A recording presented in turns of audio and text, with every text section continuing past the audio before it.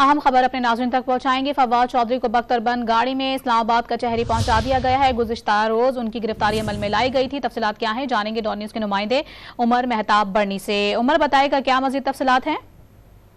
जी देखिए, इस्लामाबाद पुलिस की जानिब से गुज़िश्ता रोज गिरफ्तार किए गए फवाद चौधरी को आज इस्लामाबाद कचहरी पहुंचाया गया। फवाद चौधरी को बख्तरबंद गाड़ी में कचहरी लाया गया और उनके मुंह पर जो है वो कपड़ा भी ढांपा हुआ था। फवाद चौधरी के दोनों भाई और जो अहलियां हैं वो कचहरी में मौजूद थीं।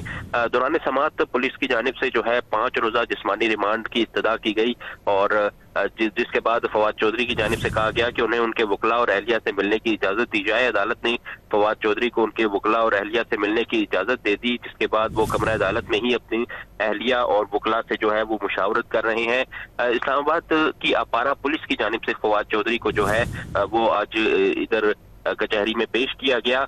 दौरान समाअत पुलिस की जानिब से बताया गया कि फवाद चौधरी को जहीर नामी शख्स की FIR पर गिरफ्तार किया गया है। फवाद चौधरी ने शहरी से 50 लाख रुपए जो है वो लिए थे और पुलिस को जो है 5 रोज़ा जिस्मानी रिमांड जो है फवाद चौधरी का दिया जाए ताकि उनसे मजीद तफ्तीश भी की जाए और उनसे जो रकम है वो भी बरामद की जा सके। ताहम फवाद चौधरी की जानिब से कहा गया कि मैं साबिक वजीर और सुप्रीम कोर्ट का वकील हूँ।